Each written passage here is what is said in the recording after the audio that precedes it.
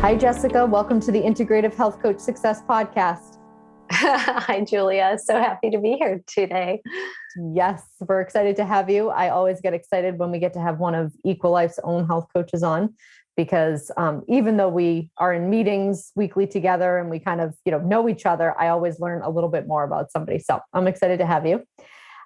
Without kind of further ado, I'd love to dive into what you're currently doing. So I just kind of gave a little bit of a way that you're currently working for EquiLife, but kind of giving us also your background, which is incredibly interesting and I think super helpful, especially in conversations that we have within our EquiLife team about things like environmental toxins and so on and so forth. So if you would share with us what you're currently doing on the EquiLife team and then what your kind of prior background to that was. Sure, you betcha. Well, on the EquiLife team, I'm one of the health coaches here. And one of the things that I do is review functional medicine lab tests for clients and give recommendations based on symptoms and lab test results. That's the bulk of the work that I do. And then also I work with some concierge clients as well, which is a little bit more traditional health coaching. And I love that work as well. Now, in terms of a background, this is actually my third career.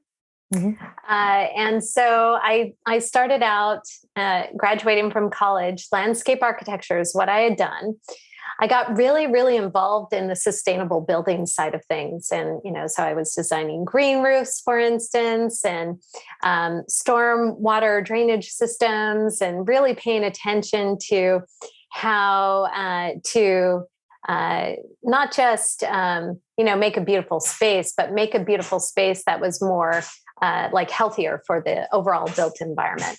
Mm-hmm. And that kind of led me into sustainable building, actually. So at some point in time, I think it was like 2004, I shifted gears completely. I closed my landscape architecture business. I moved to another state, started working in green building consulting, which at the time was pretty new. It was very fresh. And during that time, I was just learning all that I could learn about environmental toxins, about energy efficiency. It was a whole lot of fun. So I did that for over 10 years. And then but during that time, my health started to deteriorate. And so, like so many of us health coaches, we have some life-changing moment where, our health isn't so great. We're trying to understand why. Maybe we become health coaches because we want to understand that why and to find the solution because we're not finding the solution with, say, conventional healthcare or maybe even with naturopathic doctors that we're working with. And then we end up as health coaches. At least that was my path. And so what I've done is I've kind of brought along with me all this knowledge about environmental toxins and the built environment into my current practice. So that's my background. Built environment to health coaching. Yes. Well, but there's such a correlation, especially when you're doing the kind of health coaching we are, which is kind of like that root cause investigation of why is someone unwell? And so often it can just be the environment that they're living in. And it's funny because we'll have conversations about, and you'll ask, where do they live? And, someone will say Australia. And you're like, well, they use specific rain catching, you have all this knowledge of how all over the world, how people are building and what they're using to kind of sustain their living environment and how it can affect what we're seeing on lab results. So it's such an incredible, even though nobody, I would say, who knows a lot about health coaching would pair them to be kind of useful together, but your knowledge is incredibly useful in health coaching. Thank you for that. Yeah. Yeah. I love being able to sort of pick things out of my past and be like, oh yeah, I'm connecting the dots here. And you're absolutely right. Us health coaches, especially here at EquiLife, we're always digging into things. We're like putting on our Sherlock Holmes hat and we're trying to figure out, okay, well, what could the cause of this be? That heavy metal or this mycotoxin or this, where could she possibly be getting parasites from? So starting to connect those dots within things that people are coming into contact with on a regular basis is really fun. Yes. Yeah. I went to school for criminal justice, and I always say like, oh, I'm just like an investigator by nature. Like I love, I'll figure it out. Like in picking the pieces apart. So it's one of those things that has nothing to do with, that knowledge, but just having like that love for investigating too. Is Yes, yeah, that's what we do. We're just little investigators. exactly. So what I would love to have you do because a majority of our listeners are health coaches, some aren't, but if we have, newer health coaches that are listening, right, and they're kind of new to this whole investigative process that we just talked about when they're looking at labs and where are these toxins coming from, or where are, these heavy metals coming from. If you were to kind of give a little bit of advice to other coaches as far as how do you present this stuff to clients, right? Because a lot of times clients are like, what do you mean the, thing that I put under my sink that, some random contractor put in isn't filtering the water the way that I thought? Or how do you help kind of a lay person understand through the coach's, delivery of how this stuff affects us and what it can all mean? I would say the biggest thing is to first make it relevant to the person that you're speaking with, right? Mm-hmm. So, if you're a health coach that practices with women wanting to rebalance hormones, right? You wouldn't necessarily focus on talking about toxins that have something to do with, cancer, for instance. It needs to be really relevant to hormones. Okay, so what can disrupt hormones? What are endocrine disruptors? How can I start to introduce that into a topic, a conversation? And sometimes it's just a matter of like putting little nuggets out there, like on social media, to sort of get people a little bit more familiar with things around them and how it could impact the problem that they're dealing with. Mm-hmm. Right?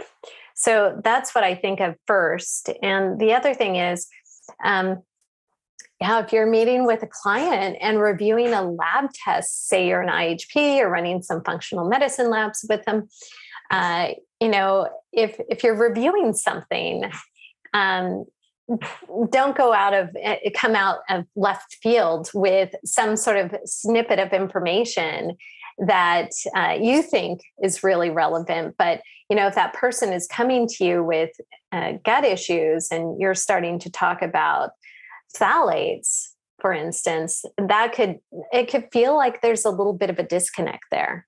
Mm-hmm. So I think it's really important not to surprise people, first off, when talking about toxins.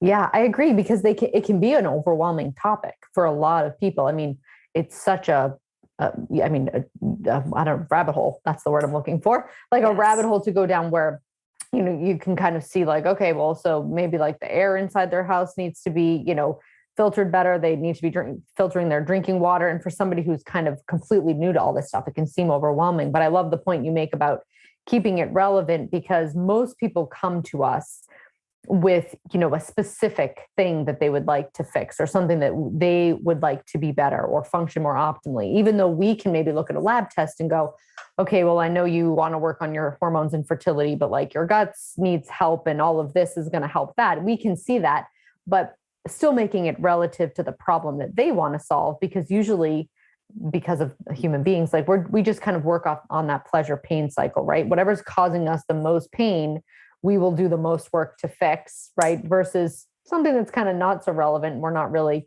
So getting them to kind of understand that this could be playing a role in the relevant issue that they're looking to resolve, can be incredibly helpful, and taking it in those small bits that are digestible. Yeah, exactly.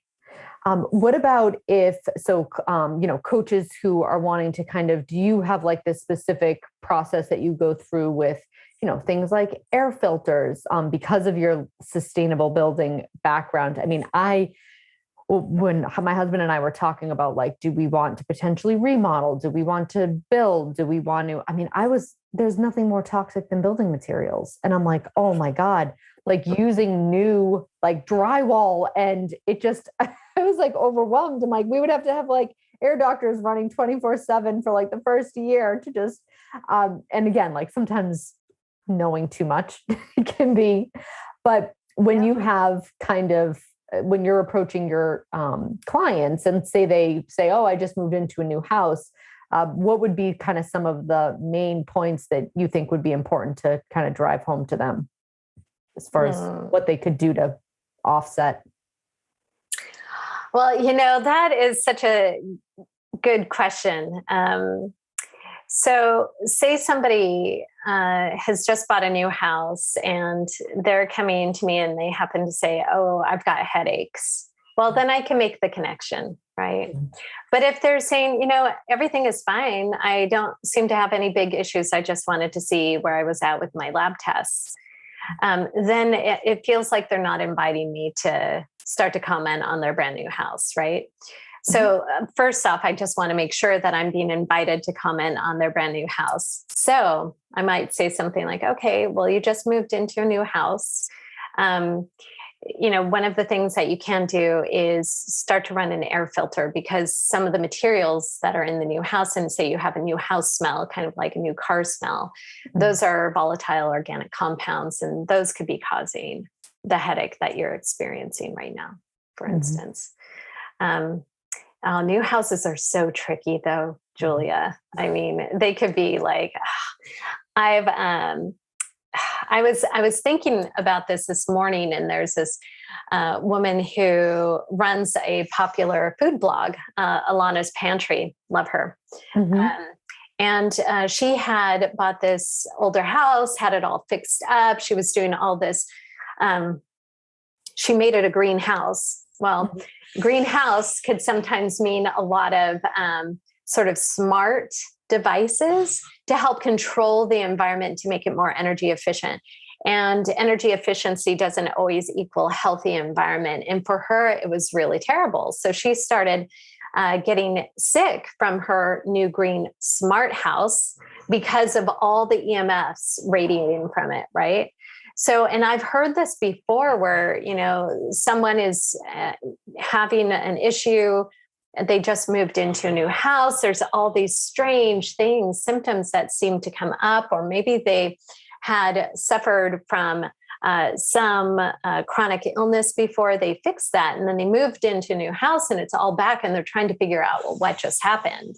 Now, unfortunately for her, she ended up having to take out all the smart stuff. So she spent tens of thousands of dollars to put it in. She also spent about that much to take it all out. So those are like crazy big things. Nobody really wants to hear that. So you think about that piece. When I think about someone having some issues with a house, I try to focus first on the lower hanging fruit, the things that aren't make or break. It's like, okay, you have some off-gassing. How about an air filter? You're going to spend a few $100s on an air filter. Maybe you have one for each floor, or maybe you just have them toting around for each room that you're really spending time in as you move to that room. Those are things that you could do. Or putting in a whole house water filter. Say you're complaining, oh, the water feels kind of funny or smells funny, something like that. Or we run a metals and minerals test and we see, oh, it's high manganese, high iron, high, whatever. Replacing or adding a water filter is a relatively lower cost item than, say, ripping out all the smart devices from the house, right? Yes. Yeah. So interesting that you say that. I never would have kind of put two and two together, but yes, sometimes these kind of more greener spaces are using smart technology, which kicks up, the EMF exposure, which I don't know. There's not a whole lot that we can quantitatively test. Like there's not a lot on our test where you'd go, oh, I bet there's high EMF exposure. But I've heard of, people having debilitating effects from it, as far as, it kind of constantly affecting them neurologically. Headaches, I think, are a big one. But it's so interesting. Yeah. And they, I actually had a client who reported, like, I went away and my headaches completely disappeared. And I was like, that's again, like when the investigative nature, I'm like, okay, it's gotta be something in the house. We ruled out mold. And I mean, there can always be kind of something there. And I think your point that you made is like, if you kind of just get the low hanging fruit, the biggest thing that can be contributing, it's a way to kind of at least move them forward and move the needle without overwhelming them with a gazillion things to do. Yeah. Yeah, exactly. Yeah. And, you think about, I've met some coaches who work with people to detox their home environment. Mm-hmm. And one of the things that I've learned from conversations with these folks is, you could easily overwhelm someone when you first are invited into their home and they'd like to better understand how they could kind of clean up the environment, make it healthier, maybe for themselves or for their children. Mm-hmm. And, it's really important to focus on those things that they're in contact with constantly. It would be things like, what is their diet? How are they, are they eating organic foods, non-organic foods, processed foods versus whole foods? What does their kitchen look like? What are they storing foods in? Things like that. Those are easy replacements, right? Mm-hmm. I mean, the food could be a little bit, harder to navigate sometimes depending on who they are and what they're used to. Yeah. But other things like switching out food containers from plastic containers or plastic bags to glass or silicone reusable baggies, those kind of things are easy shifts. You do it once and then it's done, right? Because you replace the item, no more. Other things like replacing your frying pan with a cast iron pan or maybe a stainless steel skillet. It's just like an easy one-to-one swap. Going into a person's house and saying, no, that furniture has flame retardant. It all has to go. All of your mattresses, I know you just bought it, but they were the wrong ones. Those have to go. Going in and having that kind of attitude, like, no, we should just rip out the whole house and rebuild it because there's too many things in here. Let's just set the place on fire and start over. Just start over. You used the wrong paints. There's carpet in the house. There's, you can't go there, right? So take it in sort of these baby steps that can really make an impact. Like, I mean, gosh, just taking out single-use plastics can reduce your phthalate exposure. And for some people who have maybe insulin sensitivity issues, like insulin resistance, just removing those phthalates can actually help that situation a bit, right? It could nudge you in the right direction. So you could start to see some wins with a relatively small shift. Yeah, absolutely. And it kind of goes back to that whole like rain barrel concept, right? If you drain the rain barrel of like the easy things like the pans and the glass and maybe switch out your, laundry detergent that's touching your skin all day, those, again, like you said, easy, if you're going to use it anyway, instead of going out and buying a air filter that you didn't think maybe you needed, if you just switch from buying this to that, and now all of a sudden your body can maybe handle the VOCs that are coming off of the, building material that you just used to replace the bathroom or whatever, because now you're not overwhelming it with all of these other things that were easier to switch because you drained your rain barrel of that. So yeah, it's all about tolerance and keeping, liver detoxification pathways open so that your body's processing it properly. Yeah, it's all, and like you said, knowing kind of whose home you're walking into too, and being able, because some people would be like, so tell me, should I replace this couch? I think I'm going to replace it, but like, what should I replace? What non-flame retardant, right? Whereas somebody would be like, I can't afford to replace any of the furniture in this house. And so you wouldn't even want to go there because why worry them about something that you can't even fix? So knowing your audience. Yeah, exactly. You got to know your audience. Always know your audience. Yes. Yeah, absolutely. And I think that's a good point for health coaches, because we can get overwhelmed with like how much we know. And it's hard to not be like, and just give somebody everything. But the truth is if you overwhelm them, they're not going to hear anything. And then you would have been better off just giving them the two little low-hanging fruit pieces of information that they could handle. Yeah. Yeah. You'll just end up making them angry and then they'll hate you. Right. Yes. For making them worry. Exactly.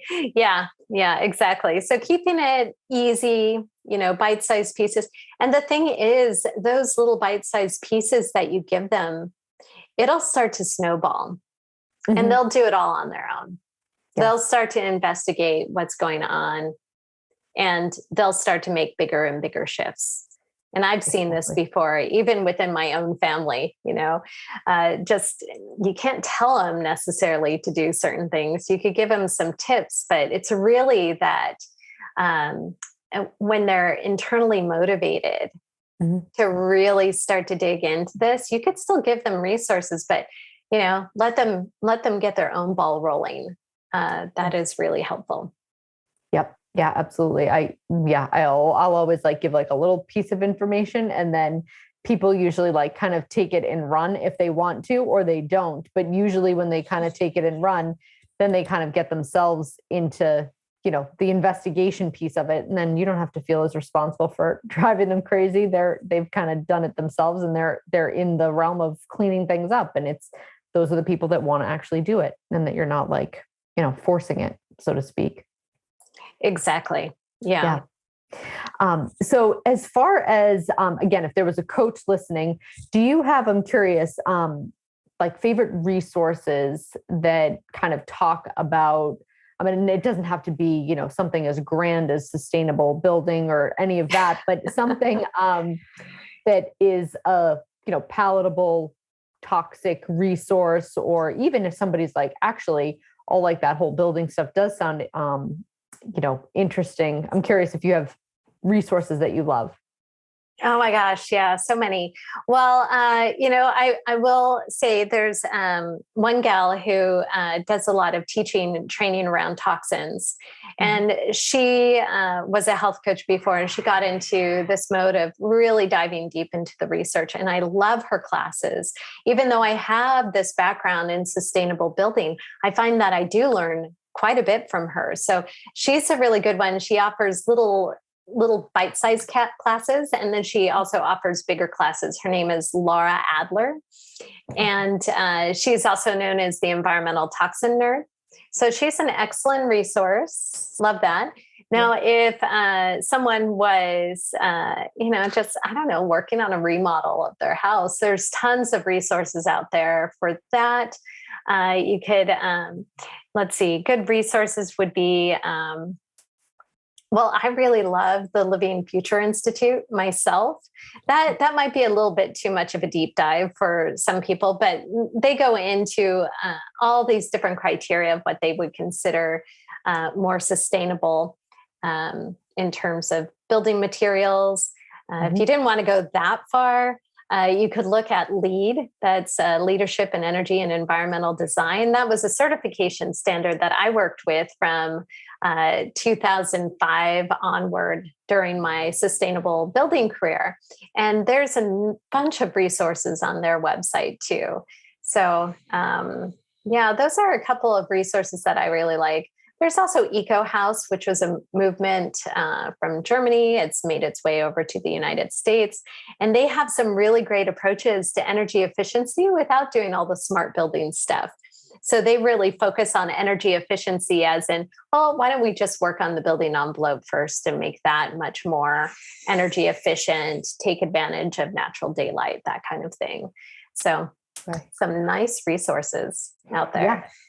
Yeah, those are all great. I'd love to circle back to the whole the EMFs and all of that, because I think that that's something that, again, without the knowledge that it's happening or that you're being exposed to it, you can kind of just be oblivious to it. But for some people, it can affect them. Do you have favorite kind of tips and tricks to how to, lower your EMF exposure in your own house or?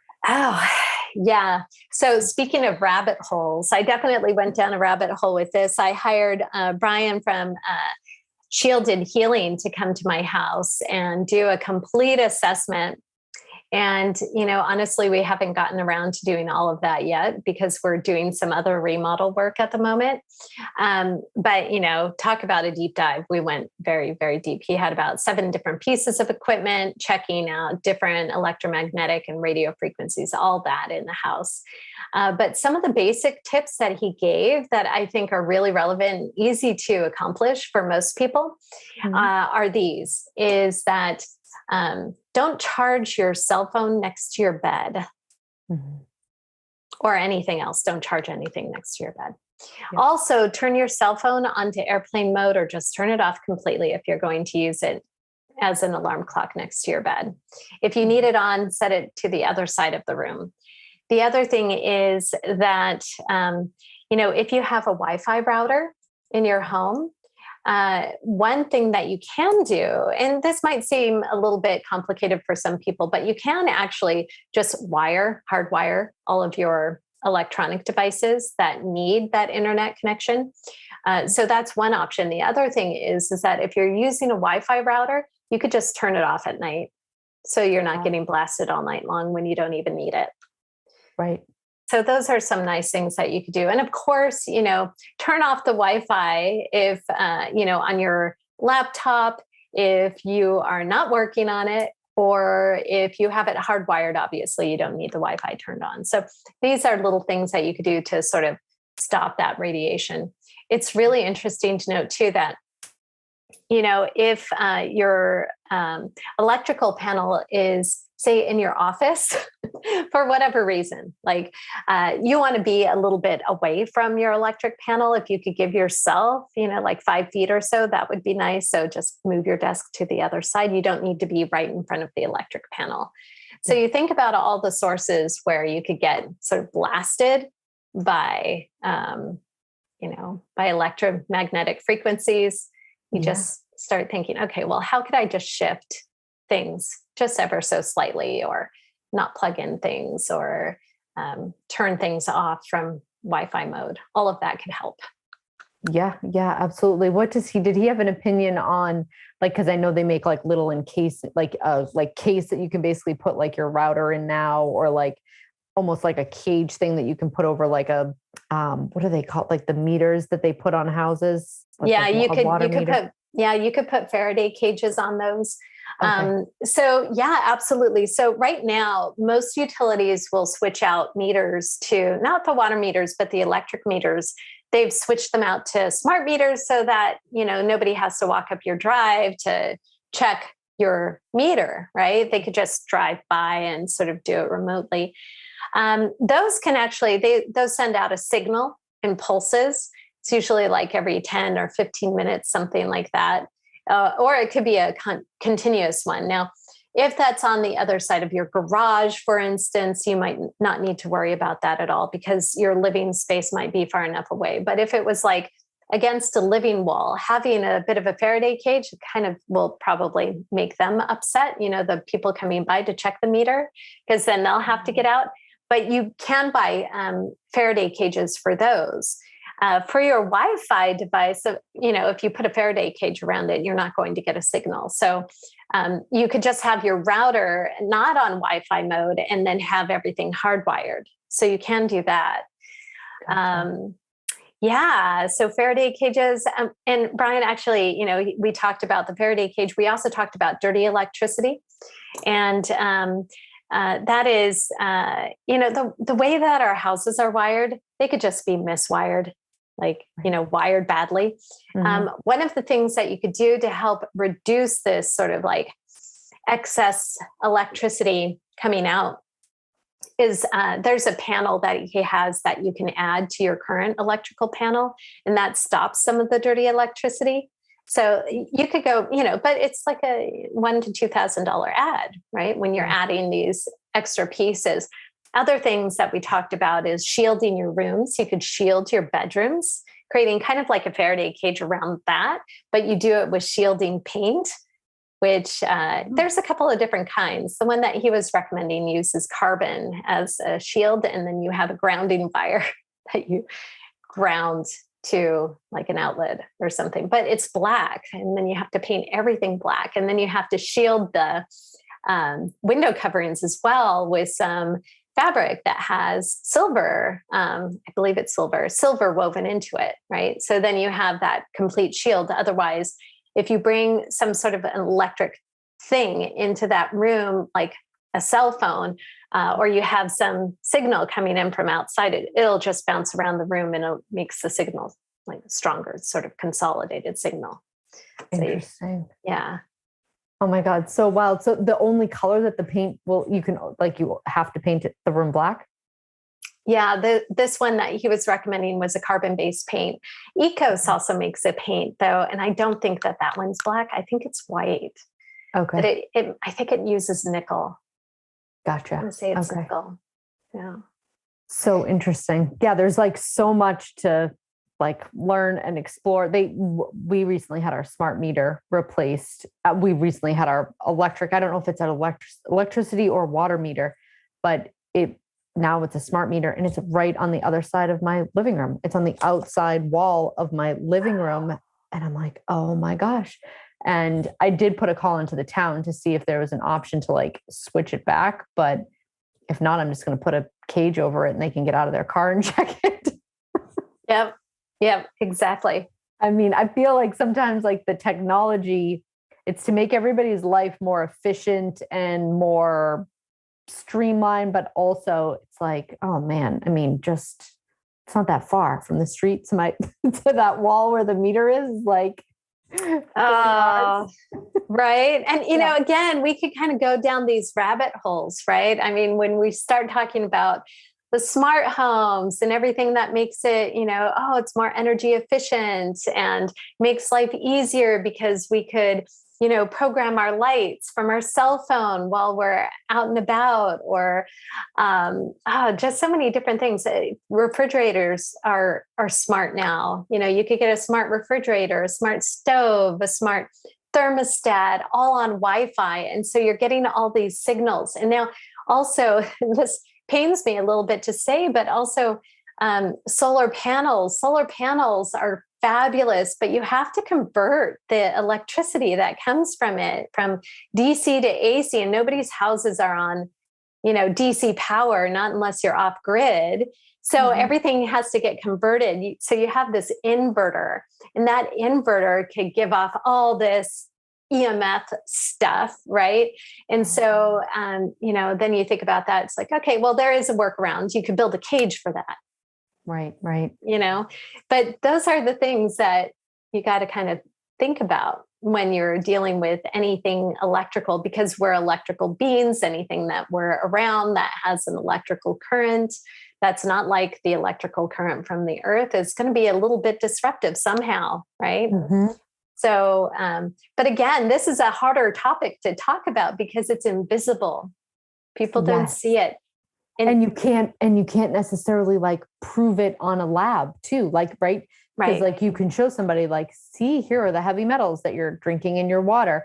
But the whole, the EMF thing, and I think like electromagnetic, everything is kind of even, just if we were talking about how electromagnetic frequency, like from the earth, or like the, you know, just the electric charge that we can get from grounding and stuff.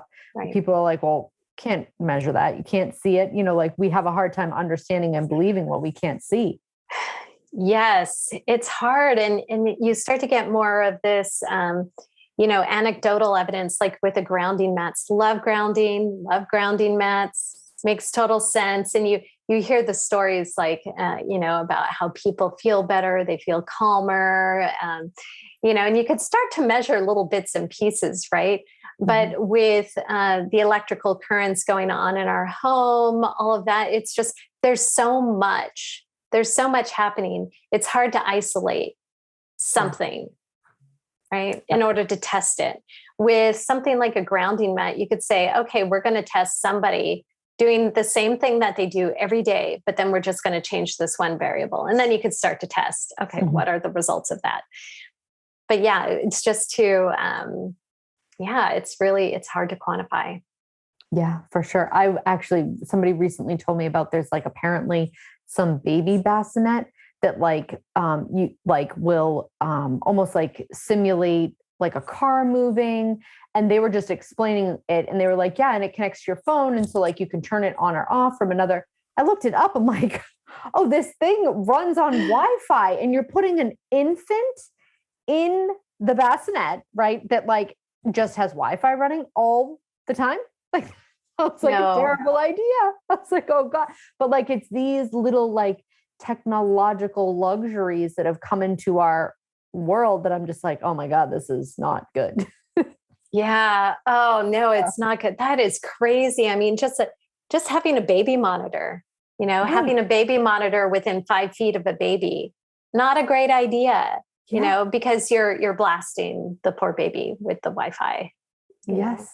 So it is, it's funny to think about, all these things. And you said the word luxury, right? It's a fancy technology. It's luxury. It's something new and fabulous. But that you can turn on from downstairs and maybe lull them back to sleep. There's, I think, a price to pay when it comes to all of this stuff, right? This cost benefit, and you have to weigh what's more beneficial to you. I'd rather climb the stairs and help them get back to sleep. Well, exactly. And, and then thinking about the context of our discussion too, it's so easy to go down these rabbit holes. Now, if your client base was like a new mom or fertility or something like that, then, you could really bring these into the conversation very carefully, of course, right? But if you're talking to someone who, doesn't have children or isn't planning on having children, talking about bassinets, of course, that are electric, that doesn't make any sense whatsoever. But also, thinking about the low-hanging fruit, if someone that you're speaking with might be impacted by EMF, something like that, but they're also eating, goldfish crackers and Oreo cookies. I think you could just start with the cookies and the goldfish crackers, to be honest, right? Exactly. Yeah, because it's what's going in their body ultimately. And I think usually starting internal and then kind of moving outward, unless there's something major in the environment that's, posing significant impacts internally. But I always say food, water, air is usually where we want to start first. And then we can kind of go big picture if we need to. Branch out. Yeah, exactly. But, and even for ourselves as health coaches, starting to understand all of this and getting really deep into the trenches, also taking a moment to just do the same thing for ourselves, turn that advice inward. It's like, okay, I could go down the rabbit hole of, painting all my rooms black and then having to paint over that black with 5 coats of non-toxic, 0 VOC, 0 chemical paint, of course. That's like a big job, but let me look around my house, make sure I'm not missing any obvious things, right? Mm-hmm. Are we taking our shoes off at the door? Yes, we are. Are we dusting regularly? Oh, oops, no, I'm not. I'm not dusting regularly. Maybe I could start there, right? Maybe I could clear out some clutter. That collects a lot of dust. Dust is not great for us, so lower hanging fruit first could kind of reduce some of our anxiety as well as health coaches. Yes. Yeah. Couldn't agree more. If someone's listening and they kind of wanted to find out more about you, do you have a website? Do you have a social media account? Are you kind of flying under the radar? Flying a little bit under the radar, but I do have a social media account and I do share some information there. Okay. I definitely recommend looking at Laura Adler's website. And she just has great information, great class. Also her Instagram account, and I believe it was Environmental Toxin Nerd, but I think it's now just Laura Adler. So if you type in Laura Adler, you would see her account. That would pop up. So much great information she shares weekly on there, and maybe even daily. Okay. Yeah. Great. Thank you so much for being a guest on the Integrative Health Coach Success Podcast. I think this was such an informative and different topic than we've gotten a chance to talk about. And I appreciate everything that you shared with us. Oh, it was my pleasure. It was great chatting with you, Julia. Yes, we'll be in touch soon. Thanks so much, Jessica. Thank you.